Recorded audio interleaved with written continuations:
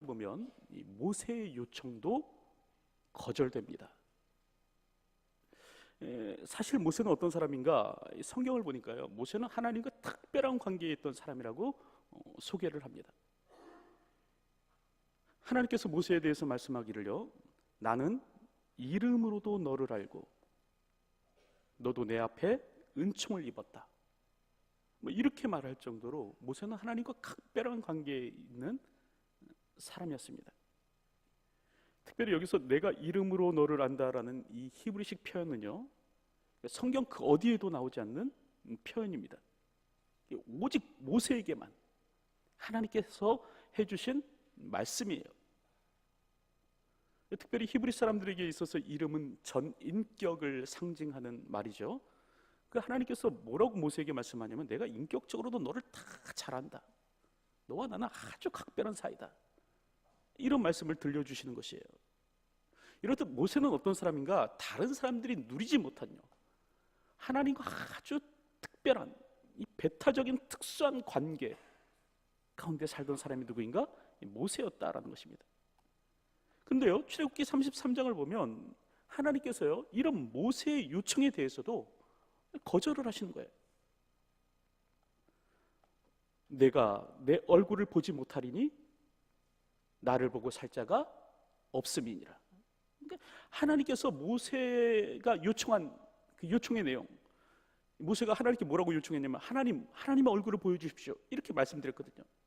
이것에 대해서 하나님께서 뭐라고 하시냐면, 안 된다, 불가하다, 이렇게 말씀을 하신 겁니다.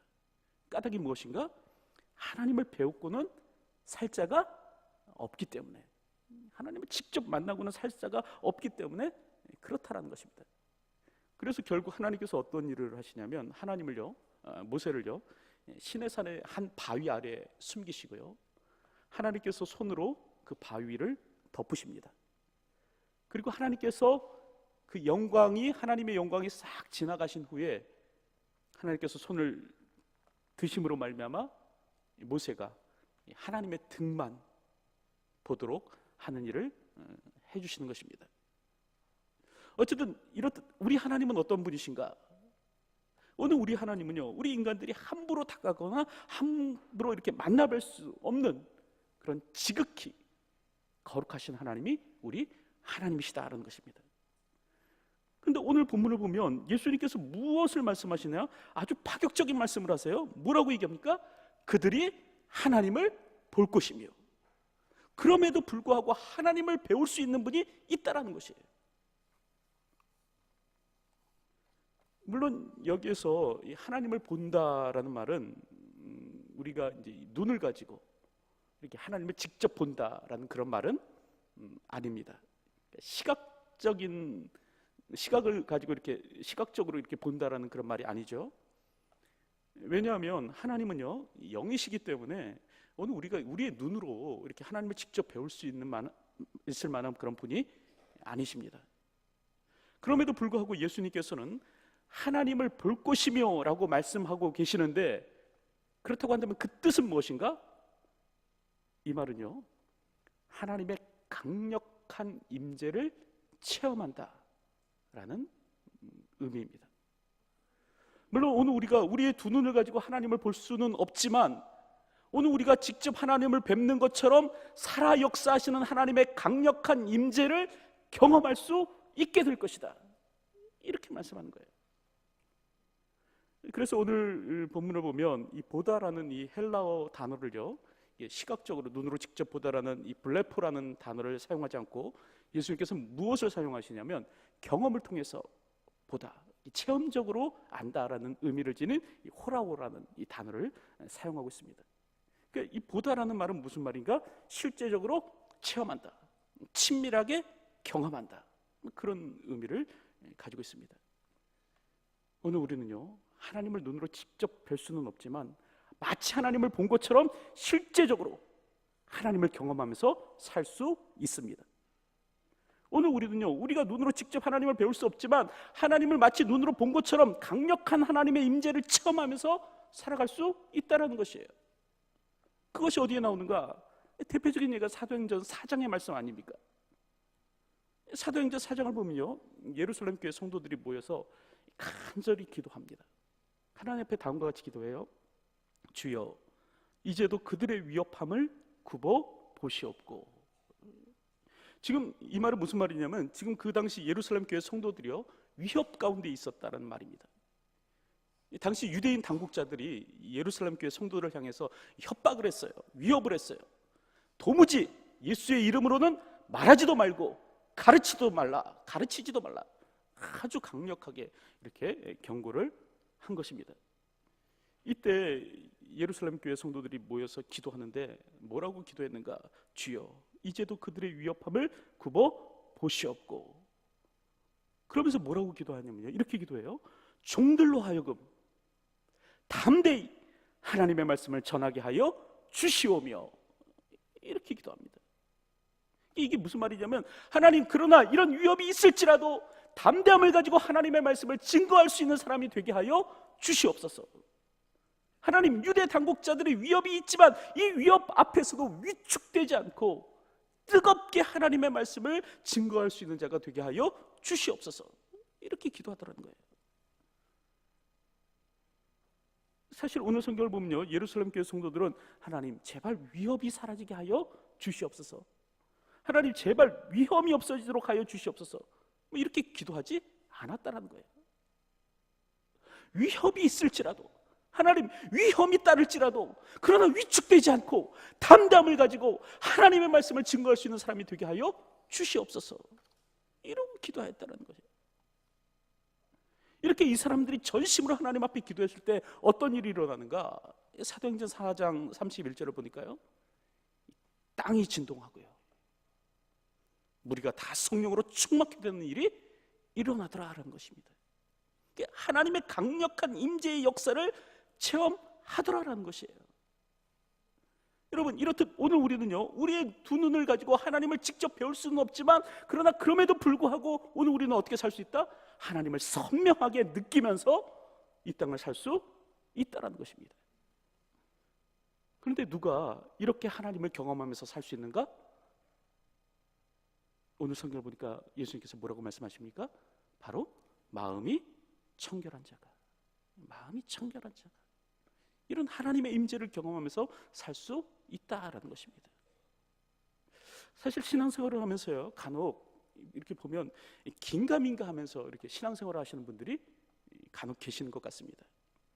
확실히 믿어지는 것도 아니고, 그렇다고 뭐 잘 안 믿어지는 것도 아니고, 이런 식으로 어정쩡한 모습으로 신앙생활을 하는 분들이 계시는 것 같습니다.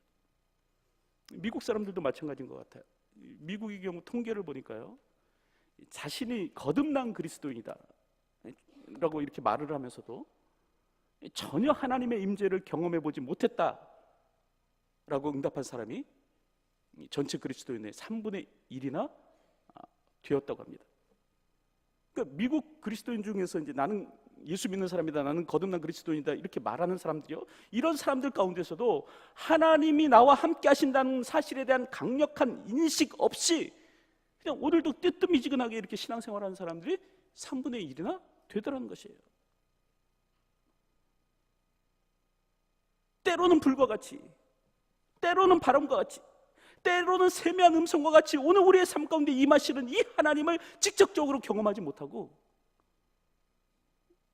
그저 그냥 밋밋하게 그냥 신앙생활하는 경우가 3분의 1이나 되더라는 것입니다. 여러분, 이는요, 바람직하지 못한 모습입니다. 신앙생활은 어떻게 해야 되는가? 여러분, 신앙생활은요, 믿음과 확신 가운데 하는 것이 신앙생활이에요. 갈대와 같이 이리저리 휘둘리면서 이 바람이 불면 부는 대로 이리저리 흔들리면서 이렇게 하는 것이 신앙생활이 아니라, 신앙생활이란 어떻게 하는 것이다? 믿음의 반석 위에 견고히 서서 깊이 믿음 가운데 뿌리를 내리고 흔들림 없이 살아가는 것이 신앙생활이다라는 것이에요. 오늘 우리는 이런 사람이 될 수 있어야 됩니다. 근데 어떻게 이런 모습으로 신앙생활을 할 수 있는가? 방법이 뭡니까? 매일매일의 삶 가운데 하나님의 임재를 깊이 경험할 때 이게 가능하다는 것이에요. 순간순간 살아갈 때 나와 함께 하시는 그 하나님의 임재를 느끼면서 살아갈 때 이런 믿음 생활이 가능하다라는 것입니다. 그렇다고 한다면 언제 우리는 이 순간순간 하나님의 강력한 임재를 느끼며 이 살아계신 하나님을 느끼면서 그렇게 살 수 있게 되는가? 어떻게 살 수 있게 되는가? 오늘 성경을 보니까 마음이 청결한 자가 될 때, 마음이 청결할 때 오늘 우리가 하나님의 강력한 임재를 느끼며 살아계신 하나님을 확신하며 주어진 삶을 살 수 있다라고 이야기를 하고 있는 것입니다. 자, 그렇다고 한다면 오늘 본문에서 말하는 마음이 청결하다라는 말, 그 말은 무슨 뜻인가? 오늘 우리는 어떻게 살아야 마음을 청결하게 함으로 청결한 마음을 가지고 이 땅을 살아갈 수 있는가? 첫째로요, 마음이 청결하다는 말은 무슨 말이냐면 이 마음의 죄악을 자백하고 고백함으로 우리의 심령을 깨끗게 한다라는 의미입니다. 이게 다시 말하면 무슨 말이냐면 오늘 우리가 더러워진 이 마음의 창을 어떻게 닦아낼 수 있는가? 어떻게 청결하게 할 수 있는가? 자백과 고백함을 가지고 마음의 청결함을 유지할 수 있다는 것입니다. 여러분들도 잘 아시겠지만 예레미야 17장 9절을 보면 그 만물 가운데서 가장 거짓되고 부패한 것에 관한 이야기가 나오죠. 여러분, 세상에 존재하는 모든 것, 이 만물 가운데서요 가장 더럽고 가장 부패한 것이 있다면 여러분 그것이 무엇이겠습니까? 그게 뭐죠?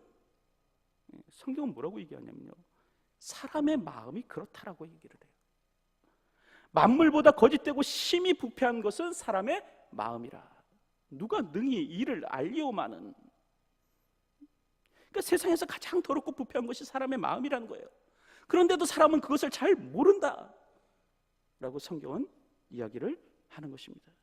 여러분, 오늘 우리는요 우리의 마음이 얼마나 부패했는지를 잘 알아야 합니다. 근데 사람들이 이걸 잘 모르는 것 같아요. 그래서 결국 시비하는 것이 뭡니까? 뭘 가지고 시비를 해요? 손을 씻었느니 안 씻었느니 이런 것 가지고 따지고 들더라는 겁니다. 그 마음이, 그 중심이 얼마나 하나님 앞에서 깨끗한가 그렇지 못한가 이것을 가지고 살피는 것이 아니라 저 사람이 손을 씻고 밥을 먹었느니 안 씻고 밥을 먹었느니 이걸 가지고 따지고 들더라는 것이에요. 그런 얘기가 어디 나오는가? 마태복음 15장에 나오죠. 이 마태복음 15장을 보면 이 바리새인과 서기관들이요 예수님을 비난합니다. 이렇게 얘기해요. 당신의 제자들이 어찌하여 떡을 먹을 때 손을 씻지 아니하니까? 왜 당신의 제자들은 떡 먹을 때, 음식을 먹을 때 왜 손 씻지 않고 음식을 먹는 겁니까? 이렇게 따지고 드는 거예요. 사실 이때 예수님의 제자들이요 이 당시 음식을 먹으면서 이게 장로들의 전통을 어겼던 것 같습니다. 정결례를 어기고 손을 씻지 않고 떡을 먹는 일이 있었던 것 같습니다. 이걸 보고 지금 바리새인과 서기관들이요 옳지 않다, 부정하다, 잘못된 일이다 뭐 이러고 따지고 드는 거예요. 이때 예수님께서 뭐라고 말씀하시는가? 이런 말씀을 하세요. 사람을 정말 더럽게 하는 것은 손을 씻지 않고 먹는 일이 아니고 정말 사람을 더럽게 하는 것은 사람의 마음에서 일어나는 일, 곧 악한 생각, 살인, 간음, 음란, 도적질, 거짓 증언, 비방, 이런 것이 사람을 더럽게 하는 것이다. 손 안 씻고 밥을 먹는 것이 더럽게 하는 것이 아니라 그 마음에서 일어나는 모든 악한 생각이 사람을 더럽게 하는 것이다. 예수님께서 이렇게 말씀하고 계신 것입니다. 여러분, 물론 손 잘 씻는 일은 굉장히 중요한 일이라고 생각이 듭니다. 언젠가 이렇게 손 씻기 캠페인을 보니까요, 이 손만 우리가 잘 씻어도요 이 감염성 질환의 70%를 막을 수 있다고 합니다. 손 잘 씻는 것은 필요한 일이에요. 하지만 손만 잘 씻는다고 되는 것이냐? 예수님은 그렇지 않다고 얘기를 해요. 손만 씻는다고 해서 사람의 마음이 깨끗해지느냐? 그것이 아니라고 얘기를 해요. 손을 씻는 문제와 마음을 씻는 문제는 전혀 다른 것이다 라고 예수님께서 말씀하고 계시는 것입니다. 그럼에도 불구하고요 이 바리새인과 서기관들은요 이 무엇보다도 부패해지기 쉬운, 무엇보다도 타락하기 쉬운 이 마음의 문제는 가만히 놔두고요 그저 그냥 음식을 먹을 때 손을 씻었느니 안 씻었느니, 이 지역적인 문제, 이 부차적인 문제, 이거 아무것도 아닌 문제, 이 문제 가지고 이게 마치 본질인 양 씨름하고 시비를 걸더라라는 겁니다. 이에 대해서 예수님께서는 다시 한 번 더 분명히 말씀하십니다. 이런 것들이, 여기서 이런 것은 뭐냐면 악한 생각이에요. 살인, 간음, 음란, 도둑질, 거짓 증언, 비방, 이런 것들이 사람을 더럽게 하는 것이요, 씻지 아니한 손으로 먹은 것이 사람을 더럽게 하지 못하느니라. 예수님께서 이렇게 말씀하시는 거예요. 여러분, 씻지 아니한 손보다 더 위험한 것이 있는데 그것이 무엇입니까? 그게 바로 씻지 아니한 마음이라는 거예요. 살인과 간음과 음란과 도둑질과 거짓 증언으로 더럽혀진 이 마음이야말로 정말로 위험한 것이다 라고 예수님께서 말씀하고 계시는 것입니다. 그러므로요, 오늘 우리는 어떤 사람이 되어야 되는가? 손을 씻는 사람이 아니라요, 마음을 씻을 수 있는 사람이 되어야 됩니다. 그리고 오늘 우리가 마음을 씻을 수 있는 사람이 되려고 한다면 어떻게 해야 되는가? 이것에 대해서 요한일서 1장 9절은 뭐라고 말씀하시냐면, 만일 우리가 우리의 죄를 자백하면 저는 미쁘시고 의로우사 우리 죄를 사하시며 모든 불의에서 우리를 깨끗하게 할 것이요 라고 말씀합니다. 그러니까 오늘 우리가 우리의 마음을 어떻게 깨끗이 할 수 있는 것인가? 오늘 우리의 죄악을 가지고요, 오늘 우리의 더럽혀진 심령을 가지고요, 우리 예수님께 나아가서 그 죄를 자백하면 그때 오늘 우리가 깨끗게 될 것이다 라고 성경은 이야기를 하고 있는 것입니다.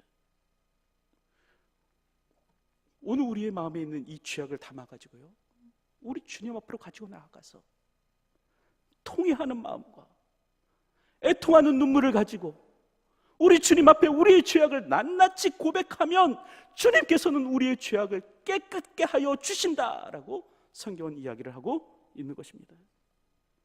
여러분, 오늘 우리가 하나님의 은혜를 입는 비결은요, 우리의 마음이 깨끗해질 수 있는 비결은요, 다른 데 있는 것이 아니에요. 오늘 우리가 명상을 하고 참선을 하고 도덕적으로 착한 일을 하는 데 있는 것이 아니라, 오늘 우리의 중심이 하나님 앞에서 깨끗해질 수 있는 비결은 무엇이냐면, 오늘 우리의 더럽고 추한 마음을 주님 앞으로 가지고 나아가서 그분의 은혜를 구하고 그분의 용서하심을 구하고 하나님의 은총 베푸심을 간구할 때 오늘 우리는 정결케 될 수 있다라고 성경은 이야기를 하고 있는 것입니다. 사랑하는 성도님들, 오늘 우리가 우리의 마음을 깨끗하게 할 수 있는 비결은 무엇이다? 자백하는 길밖에 없다. 그러므로 오늘 본문의 마음이 청결한 사람이란 어떤 사람이다? 그 죄를 하나님 앞에 자백한 사람, 이 사람이 바로 마음이 청결한 사람입니다. 오늘 본문에서 말하는 마음이 청결한 사람이라는 어떤 사람이나 용서의 주님 앞에 나아가서 그 죄악을 토설하고 고백하고 하나님의 은혜를 간구한 사람, 이 사람이 마음이 청결한 사람이라는 것이에요. 누가복음 18장에 나오는 세리처럼 애통해하는 마음을 가지고 하나님 앞에 나아가서 하나님이여 나를 불쌍히 여기소서, 나는 죄인이로소이다라고 고백하며 하나님 앞에 눈물을 흘려 기도하는 사람, 이 사람이 바로 마음이 청결한 사람이다라는 것입니다. 오늘 우리가 이러한 사람이 될 수 있어야 할 줄로 믿습니다. 여러분, 오늘 우리의 마음에 죄악이 있다면 주님 앞에 나가서 자백하십시오. 가난한 마음과 애통하는 마음을 가지고 하나님 앞에 나아가서 다 고하십시오. 그리고 의에 줄이고 목마름을 마음을 가지고 하나님 앞에 나아가서 하나님께서 부어주시는 그 의를 사모하십시오. 그럴 때 오늘 우리는 마음이 청결한 사람이 될 수 있는 것입니다. 둘째로요, 이 마음이 청결하다는 말은 무슨 말이냐? 이 말은요, 나누어지지 않은 마음을 의미합니다. 이 많은 주석가들이요, 이 마음이 청결하다라는 말을 이렇게 주석하면서 설명하면서 다음과 같이 설명합니다. 마음이 청결한 자들은 나누어진 마음에서 벗어나 한 마음을 품은 자들이다, 이렇게 설명을 해요. 이게 무슨 말이냐? 이게 정결한 마음이란 무슨 말이냐면요, 여러분, 정결한 마음이 어떤 마음입니까? 혼합되지 않은 마음이요. 그러니까 세상 것으로 뒤섞이지 않은 마음이 바로 정결한 마음입니다. 그러니까 여러 가지 혼탁한 것으로 뒤섞여갖고 이렇게 지저분해지지 않은 마음 있잖아요. 이게 바로 청결한 마음이라는 거예요. 오로지 순수한 한 마음, 오직 한 마음, 오직 주님만 바라보는 마음. 영어로 하면 싱글하트예요. 싱글하트. 분열되지 않은 마음, 나눠지지 않은 충성심. 이게 바로 청결한 마음이다 라고 이야기를 하고 있는 것입니다. 근데 문제는 뭐냐면 이 땅에 많은 사람들이요, 이 나누어진 마음을 가지고 산다는 거예요. 다시 말하면 하나님도 섬기고 세상도 섬기면서 하나님의 것도 취하고 세상의 것도 취하면서 성령에도 취하고 세속에도 취하면서 하늘에도 깃대어 살고 이 땅과도 타협하면서 살면서 이러고 살아간다는 것이에요. 나누어진 마음으로 살아간다는 것이에요. 그런데 성경은 오늘 우리에게 무엇이라고 말씀하시는가? 다음과 같이 말씀합니다. 열왕기상 18장을 보니까 이렇게 말씀하세요. 너희가 어느 때까지 둘 사이에서 머뭇머뭇하려느냐? 여호와가 만일 하나님이면 그를 따르고 바알이 만일 하나님이면 그를 따를지니라. 이렇게 말씀하세요. 그러니까 머뭇머뭇하지 말라는 거예요. 갈팡질팡해서는 안 된다는 거예요. 왔다 갔다 하지 말라는 거예요. 선택을 분명히 하라는 거예요. 누가 하나님이신지, 누가 오늘 우리가 섬겨야 될 분이신지 그것을 분명히 하면서 살 수 있어야 된다. 지금 성경이 그렇게 말씀하고 계시는 것입니다. 이는 마태복음 6장 24절의 말씀도 마찬가지예요. 예수님께서는 오늘 우리에게 무엇이라고 말씀하시는가? 이렇게 말씀하십니다. 한 사람이 두 주인을 섬기지 못할 것이니 혹 이를 미워하며 저를 사랑하거나 혹 이를 중히 여기며 저를 경히 여김이라. 너희가 하나님과 재물을 겸하여 섬기지 못하느니라. 이렇게 말씀하십니다. 여기서 예수님께서는요, 두 주인은 섬길 수 없다는 거예요. 두 주인 섬기기는 불가능하다는 거예요. 왜냐하면 어느 하나를 사랑한다면 자동적으로 다른 하나는 미워하는 것이 되는 것이고, 어떤 하나를 중히 여긴다면 자동적으로 다른 하나를 경히 여기는 것이 될 수밖에 없기 때문에 두 주인을 동시에 섬기는 일은 불가능하다라고 예수님께서 말씀하고 계시는 것입니다. 그러므로 어떻게 해야 돼요? 한 마음을 품어야 된다. 나눠지지 않은 마음, 분열되지 않은 마음, 싱글하트, 이 순수한 마음을 지녀야 된다. 마음이 청결한 사람이 되어야 된다 라고 예수님께서 말씀하고 계시는 것입니다. 여러분, 두 마음을 가져서는 결코 안 됩니다. 그래서 미국의 탁월한 신학자의 목회자였던 워렌 윌스비라는 사람이 이런 얘기를 했어요. 이 두 마음을 품은 이 삼손의 이야기를 오늘 우리에게 들려주면서 다음과 같은 권고를 한 적이 있습니다. 그는 이렇게 얘기해요. 갈팡질팡하지 말고 육이 아닌 영을 선택하라. 여러분, 갈팡질팡하지 마시고요, 육이 아닌 영을 선택할 수 있는 분들이 되시기 바랍니다. 그리고 자신을 기쁘게 하려 하지 말고 하나님의 뜻을 행하기로 선택하라. 오늘 우리를 기쁘게 하는 일이 아니에요. 하나님의 뜻. 그러니까 하나님의 뜻을 행하기로 선택할 수 있어야 된다. 그렇게 얘기하고요. 셋째로, 이 눈에 보이는 대로가 아닌 믿음으로 살아가기로 선택하라. 이렇게 얘기합니다. 눈에 보이는 것이 전부가 아니에요. 믿음을 가지고 오늘 우리가 눈에 보이지는 않지만 영원한 가치를 가지는 것, 이 영원을 선택할 수 있는 사람이 되어야 된다는 것이에요. 그리고 마지막으로요, 어둠이 아닌 빛을 선택하라. 이렇게 얘기했습니다. 여러분, 갈팡질팡하지 마시기 바랍니다. 하나님과 세상 사이에서 머뭇머뭇할 거리가 없어요. 오늘 우리가 선택해야 될 것은 무엇이냐? 육이 아니라 영이라는 것을 기억하셨으면 좋겠습니다. 그리고 나 자신을 기쁘게 하려고 사는 것이 아니라 하나님의 뜻을 행하려고 살아가야 되고, 이 눈에 보이는 대로가 아니라 믿음을 가지고 살아가기로 선택할 수 있어야 되는 것입니다. 바로 이러한 삶이 어떤 삶이다? 마음이 청결한 자의 삶이다. 하나님과 세상 사이에서 갈팡질팡하는 것이 아니라 오로지 하나님께만 마음을 집중하고 살아가는 삶, 이 사람이 어떤 사람이다? 마음이 청결한 자의 삶이다.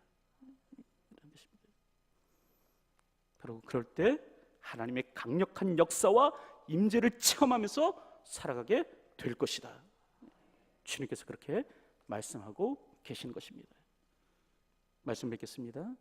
여러분, 마음이 청결한 자가요, 하나님을 보게 될 것입니다. 하나님의 강력한 임재를 체험하면서 이 땅을 살아갈 수 있게 될 것입니다. 그러므로 오늘 우리가 해야 될 일은 첫째는 뭐예요? 마음의 죄악을 자백하십시오. 하나님 앞에, 모든 불의에서 우리의 자신을 깨끗게 하실 그 주님 앞에 오늘 우리의 죄악을 토설하십시오. 그리고 둘째로, 갈팡질팡하지 마시고 이제 한 마음 품고 오직 예수 그리스도께 충성하는 삶을 살아가십시오. 이게 바로 제자의 삶이다. 이게 바로 그리스도를 따르기로 한 사람의 삶이다 라고 예수님께서는 말씀하여 주시고 계시는 것입니다. 오늘도 이와 같은 삶을 살아갈 수 있는 저와 여러분들이 되시기를 주님의 이름으로 축원드립니다. 기도하겠습니다. 하나님, 오늘도 마음이 청결한 자로 살아가기를 소원합니다.